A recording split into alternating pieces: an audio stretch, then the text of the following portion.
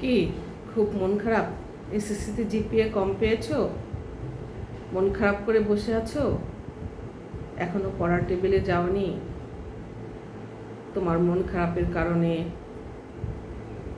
তোমার বাবা মা আত্মীয় স্বজনদেরও মন খারাপ হয়ে গেছে। শুভকামনা আমার শিক্ষার্থী, বিশেষ করে এসএসসি শিক্ষার্থী যারা বিজ্ঞানের বা অন্যান্য বিভাগের একাদশ শ্রেণীতে ভর্তি হবে, তাদের জন্য মন খারাপের কোনো কারণই নেই।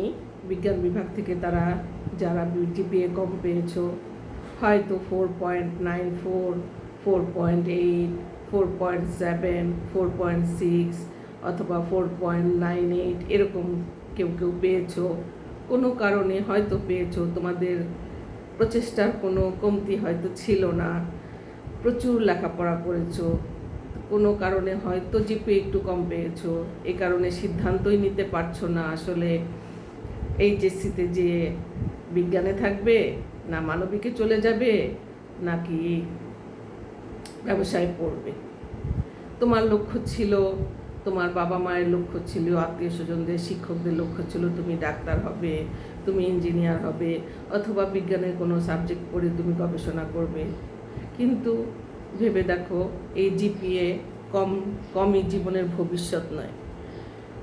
একটা কথা সব সময় মনে রাখবে, জিপিএ কম তোমার ভবিষ্যৎ নির্ধারণ করে না।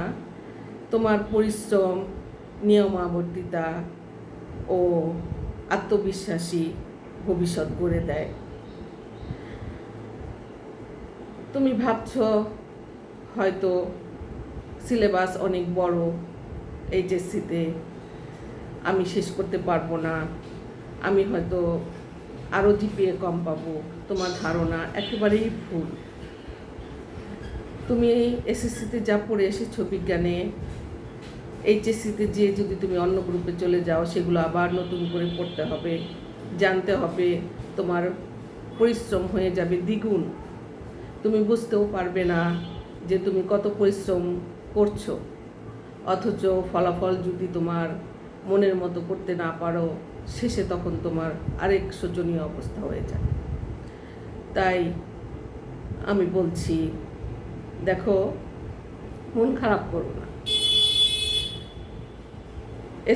এইচএসসিতে তোমরা প্রচুর লেখাপড়া করবে, কঠোর পরিশ্রম করবে, নিয়ম মেনে লেখাপড়া করবে, নিয়ম মেনে স্বাস্থ্যচর্চা করবে, বাবা মায়ের কথা শুনবে, সর্বোপরি ঈশ্বরকে ডাকবে। ঈশ্বর যেন তোমাদের মনের আশা পূরণ করে দেন।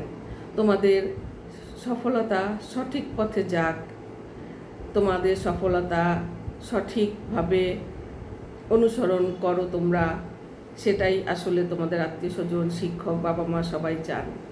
তাই তোমার আরেকটি কথা মনে রাখতে হবে, এসএসসিতে তুমি কোথায় ছিলে তার চেয়ে গুরুত্বপূর্ণ হলো এইচএসসিতে শেষে দিয়ে তুমি কোথায় থাকতে চাও। তোমার শিশুকালের যে মনের ইচ্ছা, সেই ইচ্ছা বাস্তবায়নের জন্য তোমরা আমি আশা করি অন্তত পক্ষে তোমরা গ্রুপ চেঞ্জ করবে না, মানে বিজ্ঞান থেকে অন্য গ্রুপে যাওয়ার চিন্তা ভাবনা করবে না। যদি এরকম কোনো চিন্তা করে থাকো, তাহলে মনের যে তোমাকে দ্বিগুণ আরও পরিশ্রম করতে হবে, তোমাকে আরও বেশিভাবে মনোযোগ দিতে হবে, তোমার জীবন থেকে সময় কমে যাবে, সেই সিদ্ধান্ত নিয়েই তুমি গ্রুপ চেঞ্জ করবা। আর নচেত তোমার গ্রুপ চেঞ্জ করার কোনো দরকার নেই। তুমি শিক্ষকদের সহায়তা নিবে, বাবা মার সহায়তা নিবে, একবার না বুঝলে দুইবার বুঝবে, মনকে স্থির করবে, ব্রেনকে ঠান্ডা রাখবে। এভাবেই তুমি তোমার নিজের লক্ষ্যের দিকে এগিয়ে যাও। সবশেষে বলি যে, যদি বিশ্বাস থাকে হৃদয়ে, অবশ্যই তোমরা জয়ী হবে ইনশাআল্লাহ।